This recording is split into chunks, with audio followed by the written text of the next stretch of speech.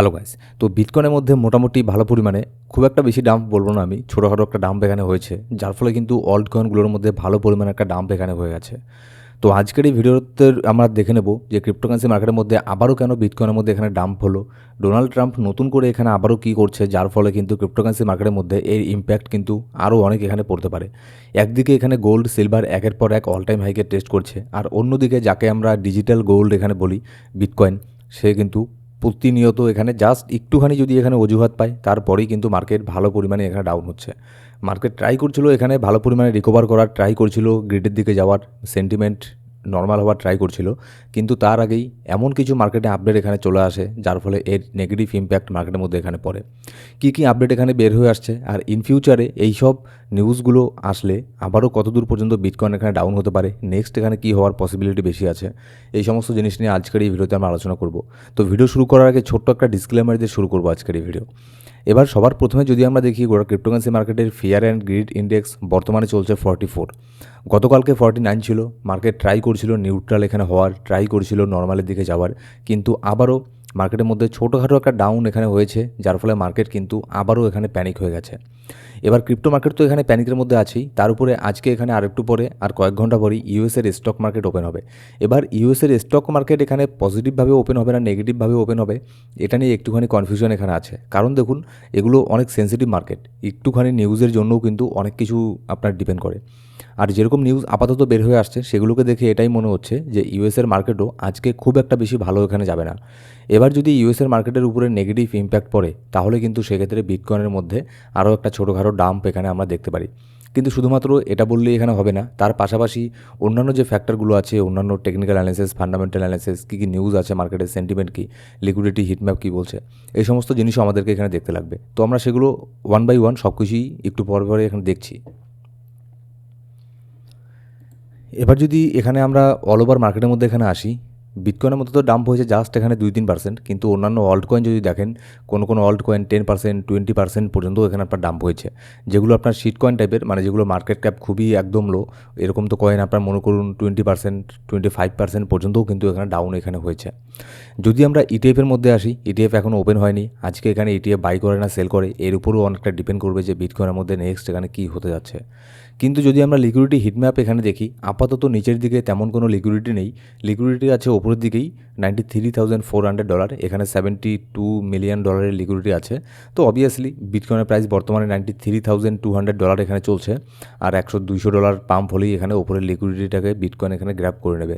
কিন্তু আপাতত না ওপরের দিকে না নিচের দিকে খুব একটা বড় লিকুইডিটি আপাতত তৈরি হচ্ছে না, ঠিক আছে। মার্কেট আছে প্রচণ্ড পরিমাণে প্যানিকের মধ্যে, আর মার্কেট এটাই ওয়েট করছে যে কখন ইউএসের মার্কেট এখানে ওপেন হয়। ইউএসের মার্কেট ওপেন হওয়ার পরেই কিন্তু আমরা দেখব বেশিরভাগ লিকুইডিটিগুলো এখানে তৈরি হবে, কারণ ইউএসের মার্কেটের উপরে অনেক কিছু এখানে ডিপেন্ড করে। তারপরে ইউএসের মার্কেট ওপেন হলে সে ইটিএফের একটা ইনফ্লো এখানে আপনার মার্কেটের মধ্যে এখানে আসে, তো যার ফলে এখানে আপনার আর কয়েক ঘন্টা পরে এই ক্লারিটিটা আমরা আরও ভালো করে এখানে পেয়ে যাব যে কোন দিকে মার্কেট এখানে মুভ করার বেশি এখানে চান্স আছে। তারপরেও আমরা টেকনিক্যাল অ্যানালিসিস তো করবোই একটু পরে, তার আগে এখানে দেখে নিই মার্কেটের মধ্যে এই ডাম্পটা এখানে কেন হলো। এখানে দেখুন ডোনাল্ড ট্রাম্প এখানে গতকালকে কি অ্যানাউন্সমেন্ট এখানে করলো, গ্রিনল্যান্ডকে নিয়ে ডোনাল্ড ট্রাম্প এখানে বলেছে যে ইউরোপিয়ান ইউনিয়নের উপরে, ইউর উপরে আপনার 10% এখানে ট্যারিফ এখানে লাগাবে, এরকমটা একটা স্টেটমেন্ট এখানে ডোনাল্ড ট্রাম্প দিয়েছে। আর আমরা ডোনাল্ড ট্রাম্পকে এটা এরকমটা জানি যে সে যখন তখন এখানে মার্কেটের মধ্যে যে কোনো কিছু স্টেটমেন্ট এখানে দিয়ে দেয়, ঠিক আছে। অ্যাকচুয়ালি বলতে গেলে সে মার্কেটকে প্রচণ্ড পরিমাণে এখানে ম্যানিপুলেট এখানে করছে। হ্যাঁ, ইউএসের স্টক মার্কেটকে সে এইসব স্টেটমেন্ট দিয়ে ম্যানিপুলেট এখানে করতে পারবে না খুব একটা বেশি, কিন্তু সে খুব ভালো করেই জানে সে বিটকয়েনকে, ক্রিপ্টোকে ভালো করে ম্যানিপুলেট এখানে করতে পারে। আর যার ফলেই এই সমস্ত স্টেটমেন্ট দিয়ে সে আপনার বারবার ক্রিপ্টোকারেন্সি মার্কেটকে ম্যানিপুলেট এখানে করছে, আর এখান থেকে প্রচণ্ড পরিমাণে হিউজ পরিমাণের প্রফিটও এখানে মেক করছে, ঠিক আছে, ক্রিপ্টো মার্কেট থেকে। আর এটা নতুন কিছু না, এটা আমরা আগে থেকেই এখানে দেখে আসছি। মনে করুন ডোনাল্ড ট্রাম্প যদি নিজেও জানে যে সে এরকম স্টেটমেন্ট দিলে মার্কেট নিচে যাবে, তাহলে সে কিংবা তার ফ্যামিলি তারা তো টোটালি এখানে আপনার মনে করুন ক্রিপ্টোকারেন্সি মার্কেটের সাথে এখানে ডাইরেক্টলি এখানে ইনভলভ, তো তার আগের থেকেই সেক্ষেত্রে এখানে শর্ট ওপেন করে রাখবে, ঠিক আছে। তো এইসব জিনিসগুলো সে এখানে করেই থাকে, এটা নতুন এখানে কোনো কিছু না। যদি তার 10% ট্যারিফ এখানে লাগানোর হতো তাহলে সে ট্যারিফ এখানে লাগিয়েই দিত, এখানে বারবার স্টেটমেন্ট দেওয়ার তো এখানে কোনো কিছুই মানে হয় না।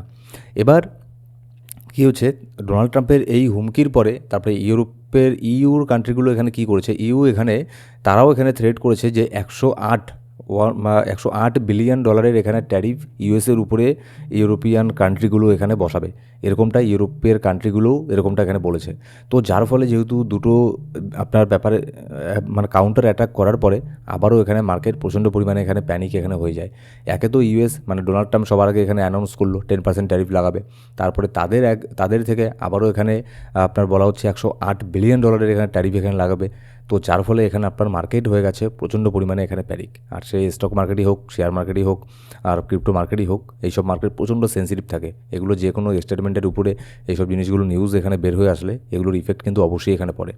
আর এই জিনিসটা কেন হলো এখানে দেখুন, আপনাকে এখানে বুঝতে লাগবে যে ডোনাল্ড ট্রাম্প চাইছে গ্রিনল্যান্ড নামে একটা ছোট্ট একটা দেশ আছে, ঠিক আছে, ছোট্ট একটা দেশ গ্রিনল্যান্ড নামের, সেখানে হয়তো 1 লক্ষ মানুষও থাকে না, তাদের যে আপনার 1 লক্ষেরও কম হয়তো মানুষ এখানে বসবাস করে।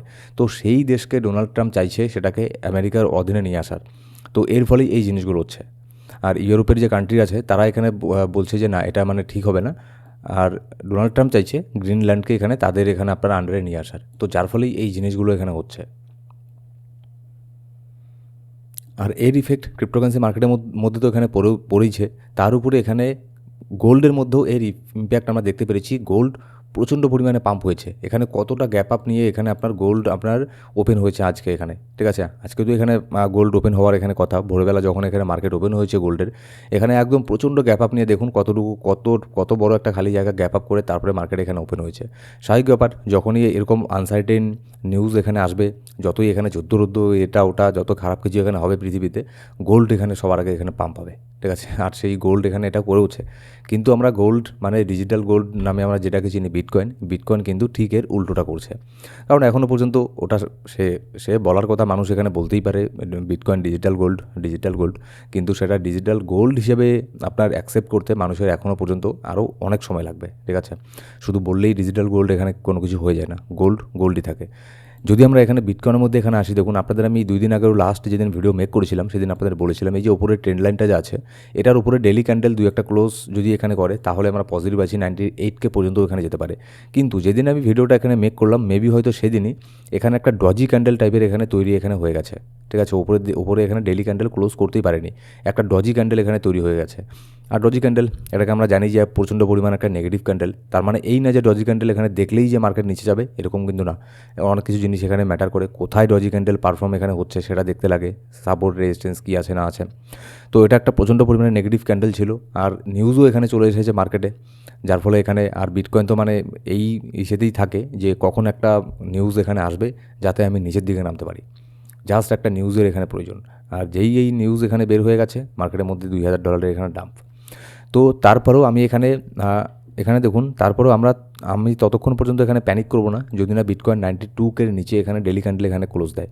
যদি 92K নিচে ডেলি ক্যান্ডেল এখানে ক্লোজ দেয় বিটকয়েন, তাহলে নেক্সট আমরা $89,400 এটা কনফার্ম এখানে আসছি। আর তারপরে আরও এখানে ভয়ানক পরিস্থিতি এখানে হতে পারে। কিন্তু যতক্ষণ পর্যন্ত 92K উপরে বিটকয়েন এখানে আছে ততক্ষণ পর্যন্ত আমি এখানে পজিটিভ আছি।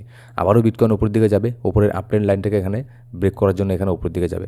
কিন্তু তার আগে $94,500 এটা বিটকয়েনের জন্য আবারও একটা রেজিস্ট্যান্স এখানে হয়ে গেল। আর যেহেতু এটাকে অনেকবার ব্রেক করে উপরে চলেও গেছে, ডেলি ক্যান্ডেলে 2-1টা ক্যান্ডেল ক্লোজও করেছে, তো যার ফলে এটা এখন খুব একটা বড় রেজিস্ট্যান্স এখানে হবে না বিটকয়েনের জন্য 94.5K, ঠিক আছে।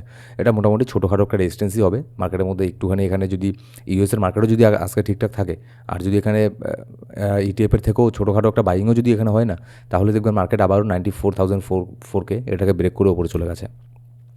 সো গাইস, এই ছিল আজকের ভিডিও। আর মার্কেটের প্রত্যেকটা ইনস্ট্যান্ট আপডেট, মার্কেটে কী হচ্ছে না হচ্ছে এগুলো জানার জন্য অবশ্যই আমাদের টেলিগ্রাম গ্রুপ জয়েন করে নেবেন।